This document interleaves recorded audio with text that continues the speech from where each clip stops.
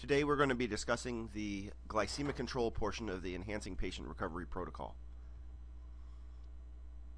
Glycemic control spans the preoperative, intraoperative, and postoperative periods and is a very important means of improving patient care.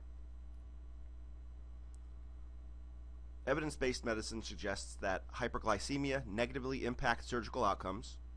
We know that patients who are hyperglycemic have impaired wound healing, they stay in the hospital longer, and so it's very important to keep sugars down. However, we also know that tight glycemic control can result in patient harm due to hypoglycemia. And so even though we talked a lot about tight glycemic control about 10 years ago, the goal of bringing sugars down to the 120 range really is not a great idea. And so current recommendations are to keep sugars in the 160-ish range when managing hyperglycemia in the perioperative period. We also know that some surgical patients are undiagnosed diabetics. We've published some of that literature here from Beaumont, that even though patients may not know they have diabetes, if they come in, their hemoglobin A1C may show that they indeed are diabetics, and so special attention should be paid to their sugars when they come in. Therefore, our recommendations are that all patients scheduled for colorectal surgery will have their hemoglobin A1C checked 3 days prior to surgery. That'll be when they come in for their type and screen.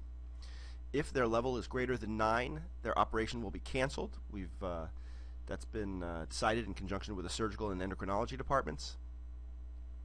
If hemoglobin A1C is elevated in someone without a history of diabetes, so in other words, you have now a newly diagnosed diabetic in front of you, we will be checking glucose in the morning of surgery, just like we do with all of our diabetics, and we will treat them intraoperatively as we would a non-insulin dependent diabetes patient. We're not generating any new protocols. We will follow current Beaumont protocols, and we have to ensure that the surgical team is aware so that they can continue glycemic control post-operatively and get appropriate consultation at the time.